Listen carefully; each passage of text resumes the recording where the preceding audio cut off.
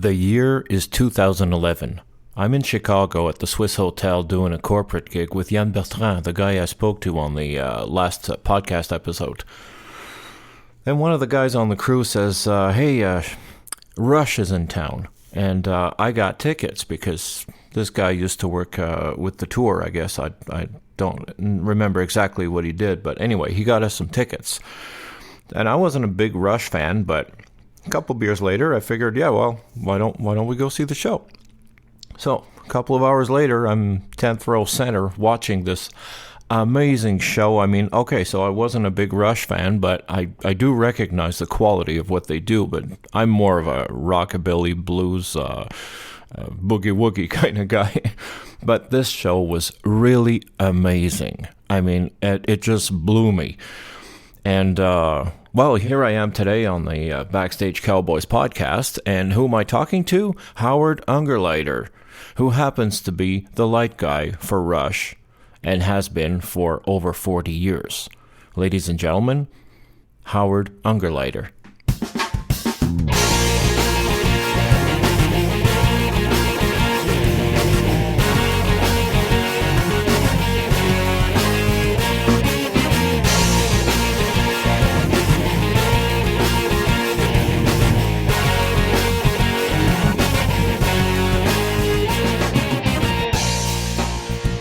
Hi, Howard. How are you doing, man?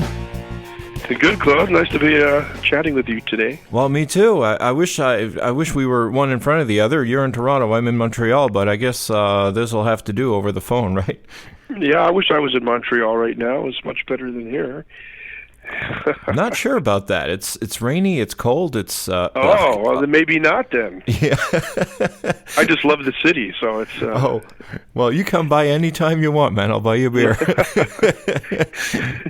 I was there last year on Saint Jean Baptiste Day. Really? Yeah. Okay. Well, that's beer drinking day. I went and joined the festivities. It was very nice. I brought my wife. We had a good time. It was all good. Nice. Well, let me know next time you're in town. Yeah, I will. Yeah, so, tell me about you, man. I don't know where to start. I mean, you've been in the business for so long. How first of all, what do you... I mean, I've been in the business a few months, and I picked up a few things over that short time. Uh-huh. I started as a musician. Like many of us. In the 70s. And, I was sort of... looking for a recording contract for the band that I was with. Mm-hmm. And I was naive because I was in my teens and really didn't know much about anything other than playing music. And I wandered into New York City because I'm from New York originally. Oh, really? Yeah, I was born in Manhattan, grew up a little bit in the Bronx, and then my parents sort of rescued us to New Jersey, where I spent the rest of my youth for a short period of time in North Jersey. Okay. And then went out to look for a recording contract for my group, and didn't really pan out very well. And there was an agent, sort of / management agent, named Sean LaRoche, who I knew from, booking concerts at my school. Mm-hmm. And so I sought out his office and said I wanted to go and sit down and see if he would remember who I was, which never happens that way. Yeah. And I was endlessly getting blown off by his secretary. Okay. Wouldn't let me, no, Mr. LaRoche is busy. He can't see you. What, does he know who you are? What business do you want with him? The usual. Yeah, the usual. All the things they don't want to hear. Yeah. So I was going back day after day and endlessly getting blown off. So I actually figured out the pattern that when his secretary went to lunch and there was no one in reception, and then I would just go behind the front desk, get back into the office, and see if I could track him down, which I did. Okay. And I just walked into his office one day, and he was like sort of freaked out. But he said, "Okay, who are you, and what do you want?" So I told him, and then he just laughed, and he went, "You know something? I like you because you have balls." He came in my office I don't really know who you are. I said, we've met before. I said, we book shows together. And he's like, well, listen, you're pretty naive, and you're not going to get anything for your band because only 1 out of 10,000 bands becomes successful. And I can guarantee it's not going to be you. Wow. So, okay. Yeah.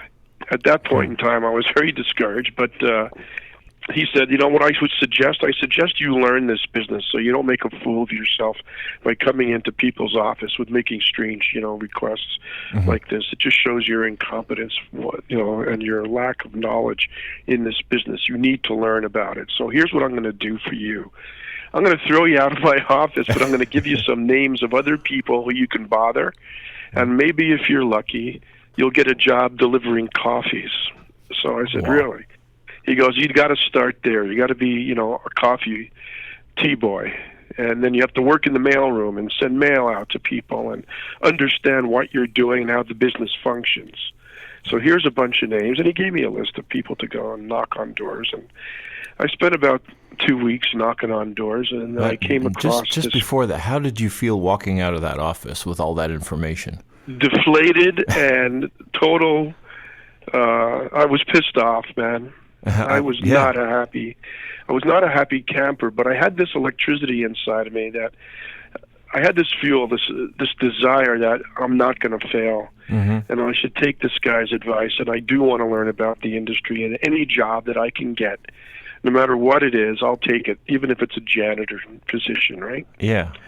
Well, at least you understood something, and the guy took the time to tell you this. I understood that, and you're never going to make it unless you're really, really amazingly talented, and he didn't even know because he never heard anything, and he didn't want to hear anything. Wow. So it just makes you feel a bit like a failure when you go in. But he said to turn it. When you do this, you'll turn your whole life around. He was right, because I went knocking on doors and I stumbled across this company that was called American Talent International. And they were located on 888 7th Avenue, which was right across from Carnegie Hall on 57th and I guess it was 57th and 7th. And what year was this? 1971. Wow, that was a while ago. It was before everybody was born. I was lonely. There was not many people out there. But anyway, so there was a guy named Jeff Franklin who owned that company with 2 partners, Saul Safian and Ira Blacker.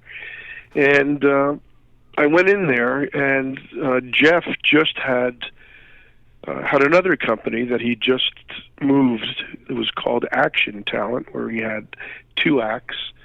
And he was moving to this building on the 21st floor, right across from Carnegie Hall, where he was setting up a new agency. And it was a talent agency, so he had about 3 agents at the time.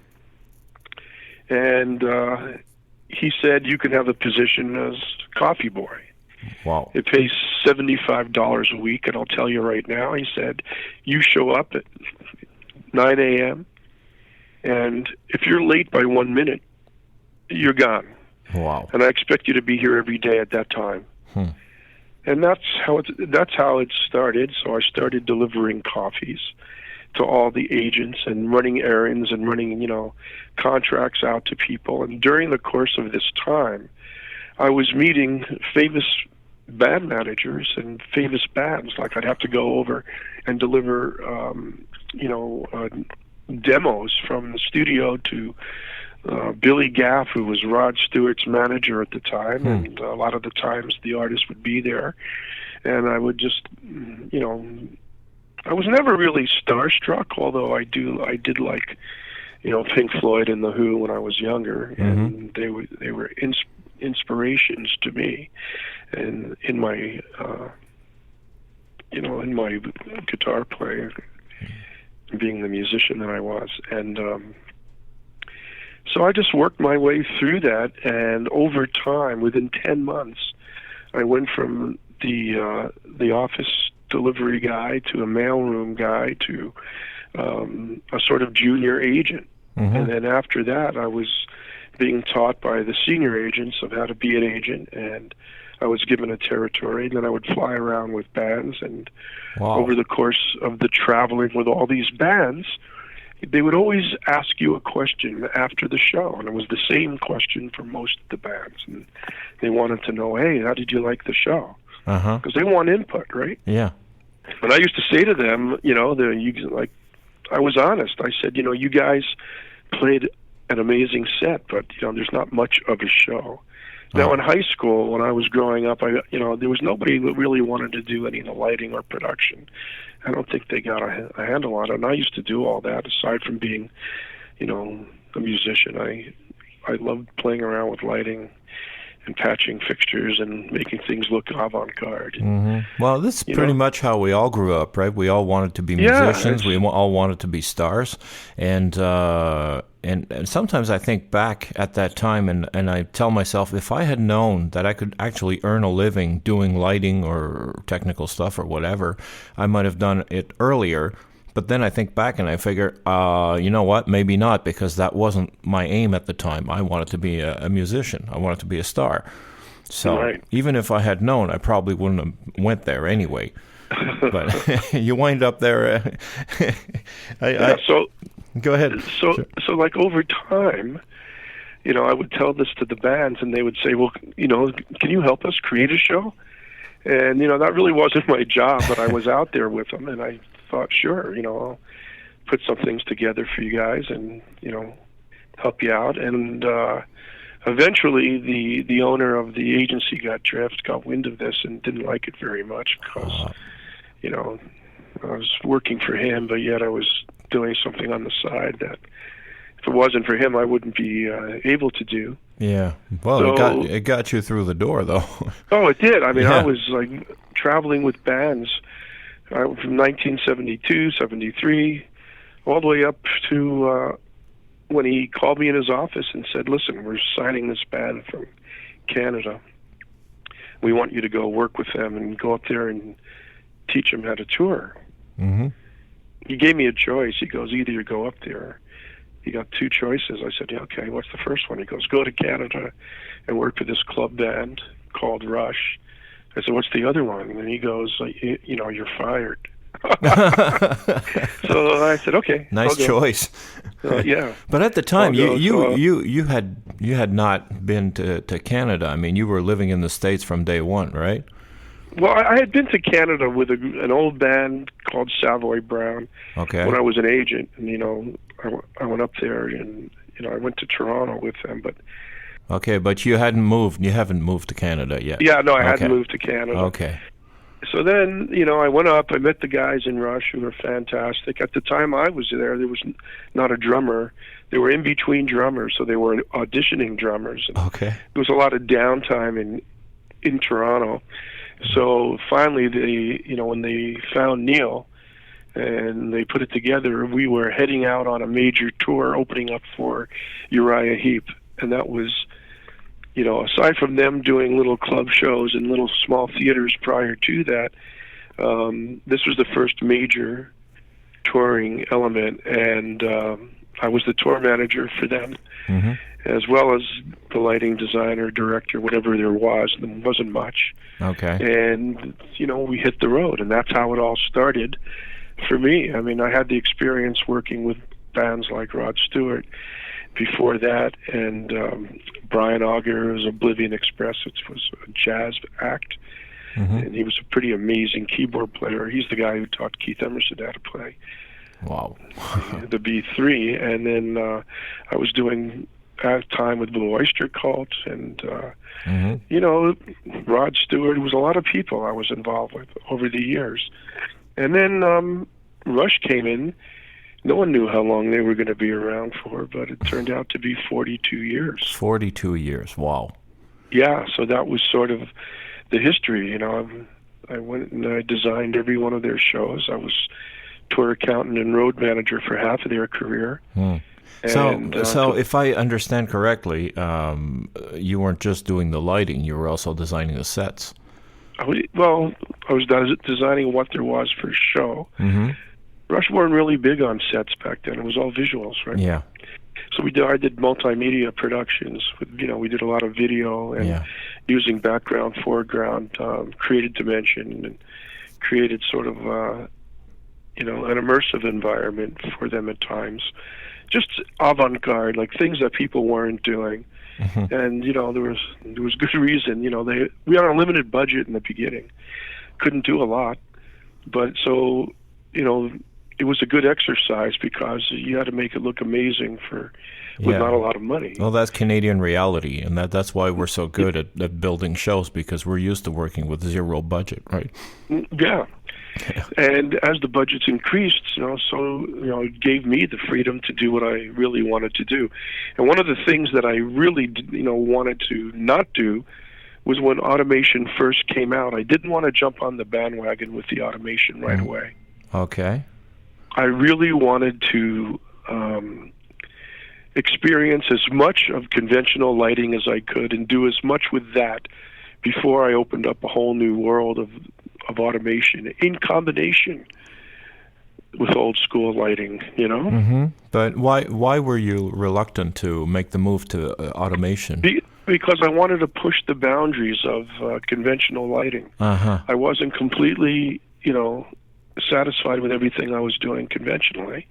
Okay. So I wanted to experience more of, different types of fixtures, different types of setups. I mean, in the early days, a friend of mine, Tim Pace, who was down in Washington, D.C., went to an auction and found these marine beacon lights, mm-hmm. which were, 13-volt fixtures. We had to, wire them in series of 8. And they were the original aircraft landing lights, what they were calling marine beacon lights. And we really didn't know what to expect until we sat them in a par can, because they were the same size. And we filled the room with atmosphere and put them on, and it was like, wow, we've never seen these before. Yeah. And I just hated the fact that they'd all come up to like 8 at a time. That mm-hmm. didn't sit well. So later on, as I used C-Factor lighting, they had a lot of custom, they were accommodating to build custom consoles and do crazy things that I was asking for. So my whole concept for the aircraft landing light was, I want to have 10 groups of 8. I want to control each light as an individual light source. I want to be able to pick and choose any one of those lights to put together in a submaster on some kind of a matrix board. Mm-hmm. And then I want to have chases for all of those submasters. So I sort of, was putting them through these, back then in those days, they were like, no one ever had that before. Yeah. So, I was the first person actually to have a board that Tim Pace had built for a club in Washington that had joystick on it that would take submasters. You'd be able to rotate them on a joystick. Are you saying that you're the guy who invented the ACL? I didn't invent it. It existed. It existed. Okay. I'm the guy that put it in a par can and put it up on the rock tour. Okay. All right. Well, good enough for me, man. Thank you. Thank you. I mean, the amazing shows that so many people did with this. Now, just for those who don't know what ACL or aircraft landing is, it's more recently, it's a group of 4 very narrow lights, and that look like an aircraft that's landing. That's why we call it like that. So, I just wanted to explain that. Yeah, the reason why I love them so much is because I was big on geometry. I like to create geometrical forms in the air with smoke, and then I'd fill the gaps in those forms with color and vibrant color. I mean, because I'm a big saturated color person. Yeah. And I also was very proficient in calling spots. So I love to call spots. It was actually subliminal for me to do that. And, put the aircraft landing lights in as what I call a skeleton to my designs. What do you mean call spots? Yeah. What do you mean by call spots?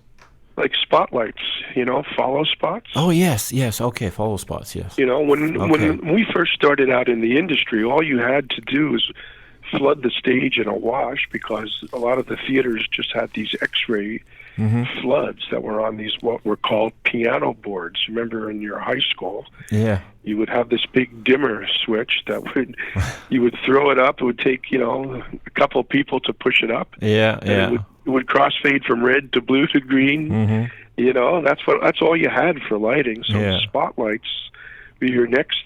When I first it would be the only dynamic light effect that you would have. Yeah. So. Yeah. I never used them before when I first started, when I was, on my first stint. I believe it was Savoy Brown. We went up into Portland, Oregon. I had one of the really nice IATSE guys taught me how to call a spot. Uh-huh. And that was in the early 70s, and then I just really enjoyed doing that.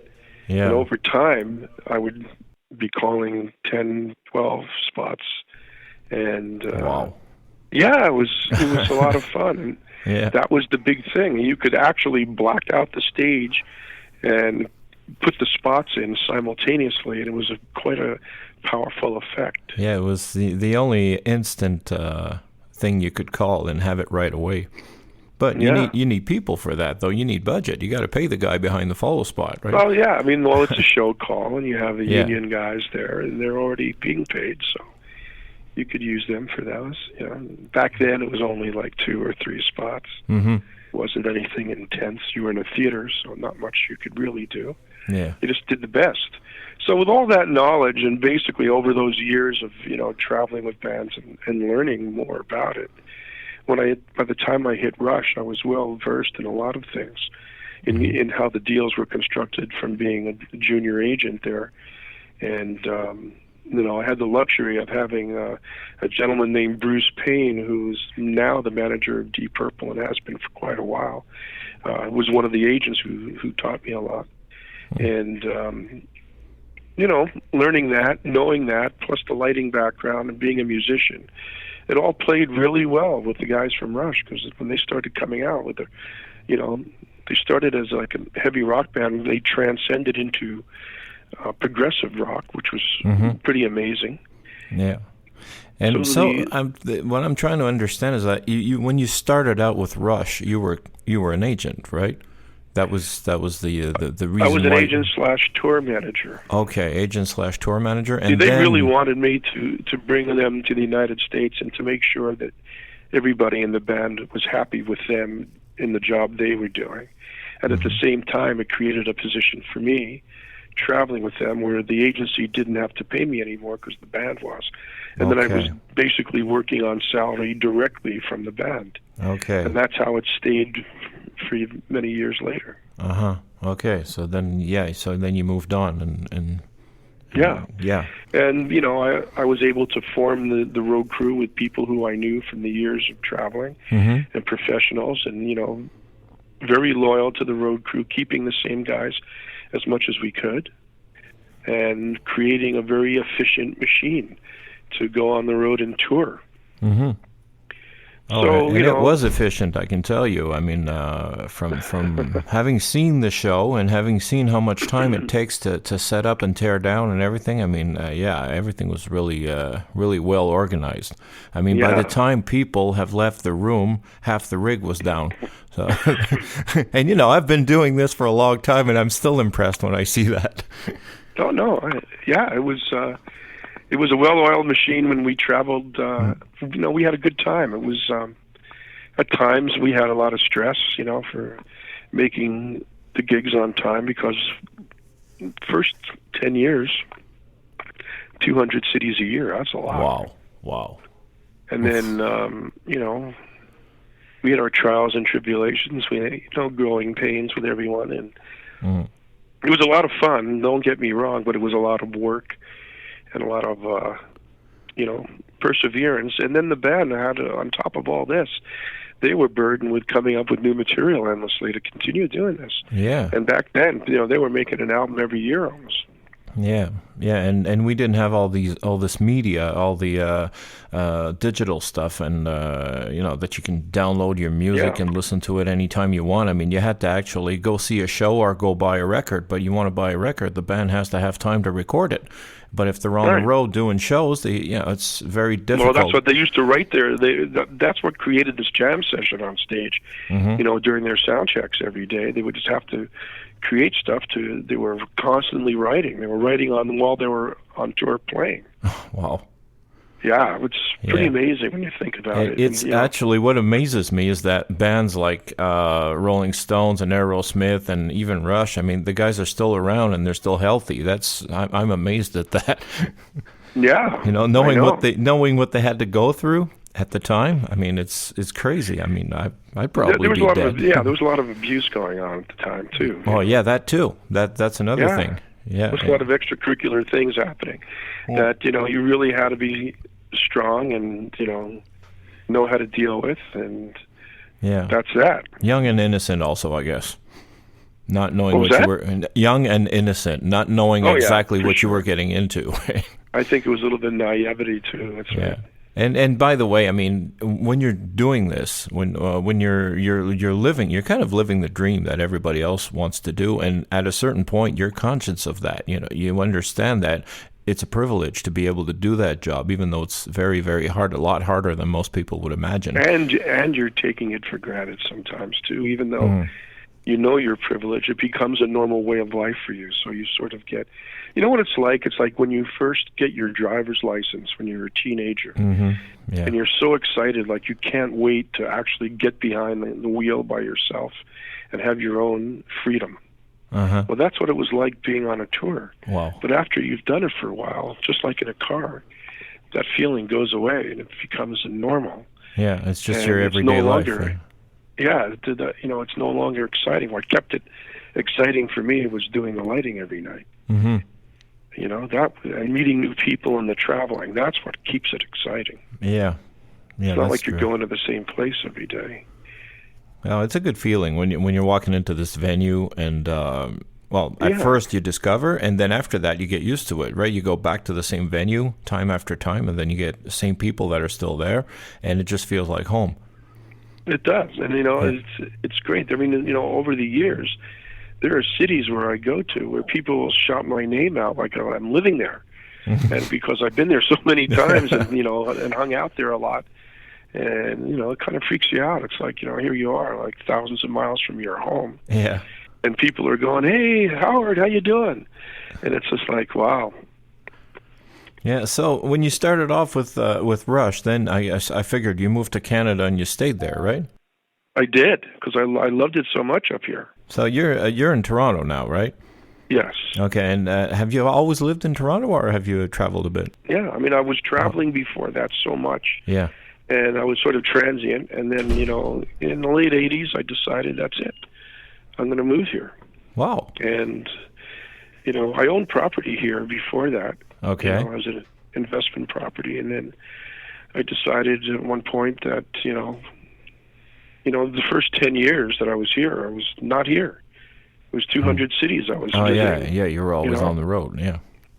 Yeah, so once I started, opening up business in Canada, I decided I would get legal documentation and move up here and stay because I really enjoyed it. So after that, obviously you're still active. I mean, I've seen some of the stuff that you're doing now. I know you're doing some work with lasers, and you've been working with other bands and all that. So how did that transition happen? Or did you start doing other projects while you were still working with Rush, or how did that happen? Exactly. While I was working with Rush, I became partners in different companies that specialized in lasers because that was one of the things that I was very interested in. Mm-hmm. I was interested in bringing things into Canada that people didn't have readily available, like they have in the United States. Mm-hmm. Powerful lasers and full color systems, and different types of lighting fixtures, but it really concentrated on lasers because it was in its infancy here in Canada. Yeah. I had traveled with Blue Oyster Cult, with a gentleman named Dr. David Alfonte, who was their laserist, and I was watching him every day. And he was showing me things, and then over time I became partners in a company here called Laserlight. Okay. And then over the, ins and outs and discrepancies and getting to know people and having bad experiences, then good experiences, we started this company, Production Design International. And my partner Brian Biggs and I run it to this day. It's been about 25 years now. Wow. Okay. We're out there. We're doing lasers for Foo Fighters, Kid Rock. We're out there with Tool. Yeah. And we do other corporate shows like Hewlett Packard. I designed lighting for General Motors for the auto show here in Toronto for 14 years. Okay. And I actually came up with the concept of shutting the lights off and gridding the place, which everyone followed suit over the years, but we were the first ones to do it for GM. Okay. And that was in 1994. Yeah. And we're constantly doing a lot of we do some EDM shows, and we're staying busy, endlessly working. We do a lot of special effects. We are a main light distributor for soft LED drapes. Okay. But we have fiber curtains. We have water screens. And how's that doing? How's the LED curtain thing? I mean, it's sort of toned itself out, but people still use it. Yeah. I just did a 50th anniversary for Tim Hortons where they used 200 feet of it. Wow. I mean, it serves a purpose. If people just are not aware that it exists. Yeah. And some people who've seen it go, okay, we've seen it. We just rather go with video walls. Yeah. But when you want to create dimension, you put the video walls in front of it. Then you get a very, very cool looking effect. And something, people still use it. It just. Well, yeah, I still see it. I still see it. It's a little difficult to maintain sometimes because, curtain being what it is, you fold it, you unfold it, you stick it in cases, you bring it back out. Sometimes it's a curtain. It does. Yeah, if it's used on a skate show, then the ice gets on it. Yeah, I know. Yeah, well, it's like anything else. Like even our lasers, we have the new laser technologies. Pretty amazing. We're using Pangolin software, and we're using diode-based lasers. So, years ago when you had a laser, and it was 8 feet long, and it was, took 60 gallons a minute of water to cool just the to glass cool it off. tube. Yeah. That glass tube, if it ever broke from transportation, would cost you $30,000. Wow. Yeah. It had mixed gas, krypton and argon gas, and you'd have to use 300 amp 3-phase power to run them. Yeah, that's crazy. And water pumps and all sorts of people hated them because there was always water everywhere when you use one of those lasers, and now they're the size of microwave ovens. They're 3 times more powerful. Yeah, and you plug them in a 15 amp outlet in the wall. That's crazy. So they become really amazing and user friendly. Well, it's crazy how technology has allowed us to put a lot more effects, a lot more powerful effects, without insane. using trailers and trailers of generators. And that was amazing. I mean, just the highways of feeder coming through. So even the GLP stuff that we were talking about, I mean, it's all this new LED components. They're all very, very, light on electricity usage, which is great. Yeah, I would say they're called green. Well, yeah, as green as we can be at this as green as this time and age, right? Yeah. Yeah, well, of course, LED really, really changed our lives. I mean, I remember I had a mixer back in the 70s, I guess, and it had LED view meters. And man, that was the thing. I mean, it was amazing. And today, it's everything you can do with LEDs. I mean, you would have told me back then, hey, you can light up a room with an LED. I said, you crazy? Yeah, but people wouldn't believe it, Yeah, there's no output. Or a parking lot, you're like, what? It's crazy. Yeah, we're there now. And which brings me to this amazing question, because we've been talking like we're back in 71, and then now we're back today. How old are you, Howard? Oh, I'm young. Okay, how young are you? How young am I? Yeah. 66. 66, really? Well, Yeah. you don't look it. Well, good. I don't feel it, and I will never feel it. I don't hear it. No, you got to keep, you got to keep a youthful experience and be young at heart. You'll stay young. Wow. And hang out with a lot of young people, and it keeps you young, right? Well, that helps also, and working with developing new technologies and working with new effects all the people, time.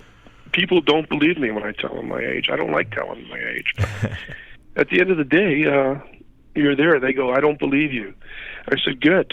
Well, I had to ask because it's important that people know that, listen, this cool guy we're talking to, well, yeah, he might have been considered a grandfather. He's your grandfather. Yeah, something like that. Like if you had worked in an office all your life, maybe, Yeah, well, I've been through offices all my life, but I haven't worked in the office. Yeah. Now I'm working in an office, but I'm also traveling. Traveling keeps you young, too. Oh, yeah. Yeah, for sure. All that stuff does, As long as you form, good habits to do the best you can. Mm-hmm. It's tough. Everybody has their low points. I've had my low points. I have had my high points. No one's immune to any of that. That's the story of life. You just don't give up. You keep moving forward. Yeah. You create your own dreams. You create your own life.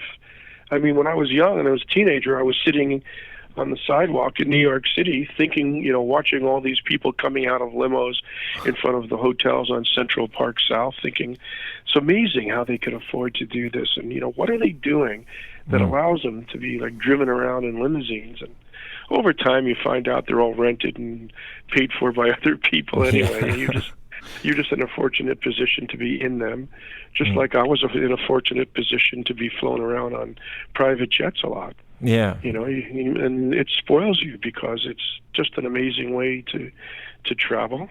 Yeah, and those fancy hotel rooms, those fancy transportation, Cadillacs, whatever. And I've been through that myself, and it's all you feel you're a fake, right? You feel like, okay, this is not mine. I'm just like sort of benefiting because of my job. And then you realize that, well, maybe 3/4 of the people who seem to own it do not, I know. So. When I used to travel around with the guys from Kiss, when Russian Kiss opened up, I'd go to the venue like earlier to check my lighting, and I would always wind up in the lobby, and Ace Frehley would want to come over to the venue with me, and in those days, it was a very, very popular show. So I'd be sitting in the back of the limo with Ace, and we'd get to the venue. There'd be lines of people lining up around the whole building to see the show. Mm-hmm. And Ace couldn't believe it. He would just look at me and go, I feel just like the Stones. he kept saying that, just like the Stones. So I'm like, oh, pretty funny, man. Yeah, and today you say, well, you were just like the Stones. I know. Just so we can cap up on what you're doing now, I mean, so what is your company called again? Production Design International. Okay. And we're here in Toronto, and as I say, we're creating shows with lasers for the Foo Fighters and for Tool, with Kid Rock, working with designers like Nick Schoenfeld, Dan Hadley, and Mark Jacobson Jr. from Tool, and consulting, assisting, and creating amazing looks that kind of different from what people are used to seeing. Mm-hmm. And what's the website where we can check out your work? It's PDI. The letter F is in Frank, X is in X-ray, .com. PDIFX.com. Okay. Yeah, there's also Production Design International on Facebook. Uh-huh. We have a page there. There's all sorts of stuff around. Cool. And we're out there creating shows for everyone. We also are the largest renter of the RSC light locks, which I don't know if you know what those are. But no, I was going to ask, what is that? Yeah, they're gyroscopes. They are sort of stabilizing equipment that moves around. Okay. I use them a lot. Michael Bublé rented them, and There's a lot of company. There's just a company in Montreal, Moment Factory, just used them Okay. for one of their acts that was on tour. So you could actually, they look like a ballast, but they're a gyroscope. They put the center of gravity where you need it. So let's say you had a moving light that's descending on one point, and it's coming down, and then you want to move the light, but if you did, it would be all over the place because it would take the center of gravity and throw it off. Okay. Well, this centers the gravity so the light can move around as it's descending. Wow. It's also for people who are doing video projectors, and they're worried about the movement of air in the venues with the projectors swaying, and this will sort of make those projectors kind of rock solid and prevent that from happening.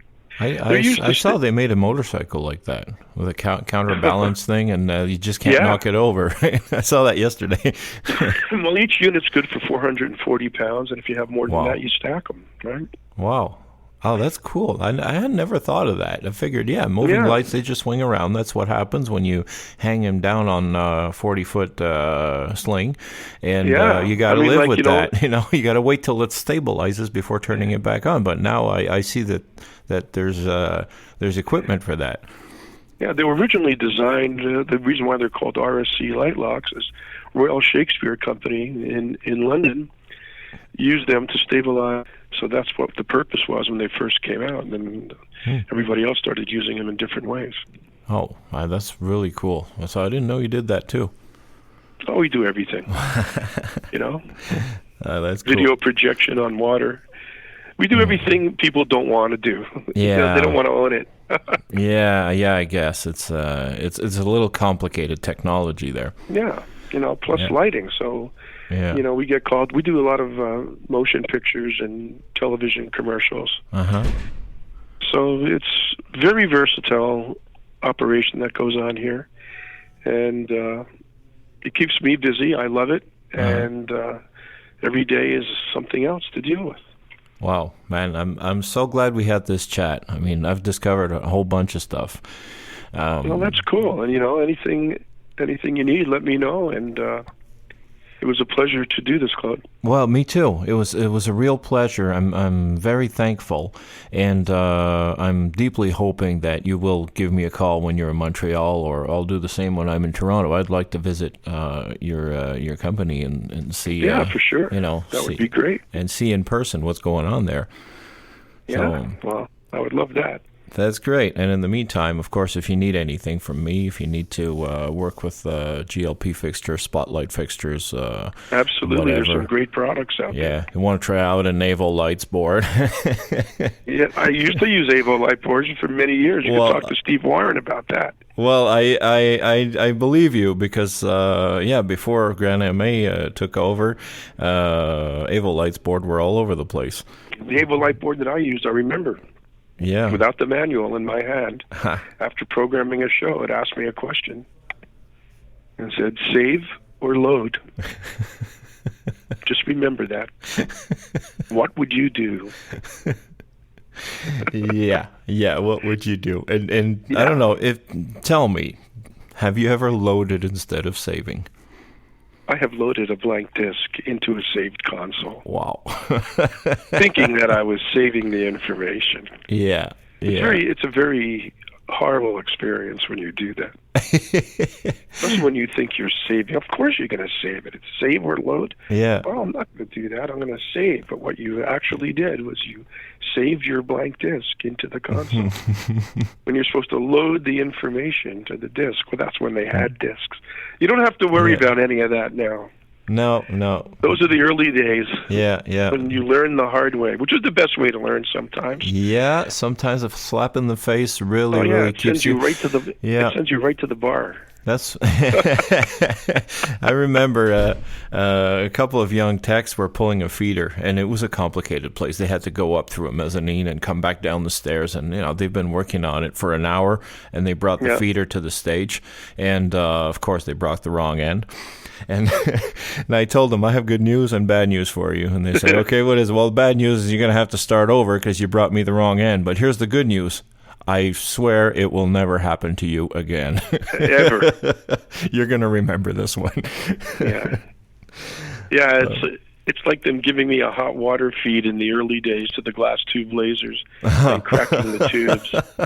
They go, oh, that was $60,000 you just cost me now? Oh, yeah, the insurance companies hated us. They only gave us a limit of 4 lasers every 5 years. Wow. Wow, of course. They got to put a cap somewhere. Now. You don't have that anymore. No, you don't have that trouble anymore. Yeah. I had never thought of that. Hot water feed. Yeah, okay. And nobody's checking, right? Yeah. I mean, is this not something that you figured might happen? Oh, wow. Well, enjoy the week. Well, you too. All right, Howard. Thank you so much. And you're welcome. You have a great week, and hope to see you soon. Okay, Claude. Thanks. All right. Take care, man. Special thanks to AVL Media Group and Avolights, who make, in my opinion, the best lighting consoles in the world. If you would like to test drive an Avolights console, you can do so by contacting me via BackstageCowboys.com. This is Claude Vien returning you to whatever you were doing before tuning in. Members of the band, wake up, and go.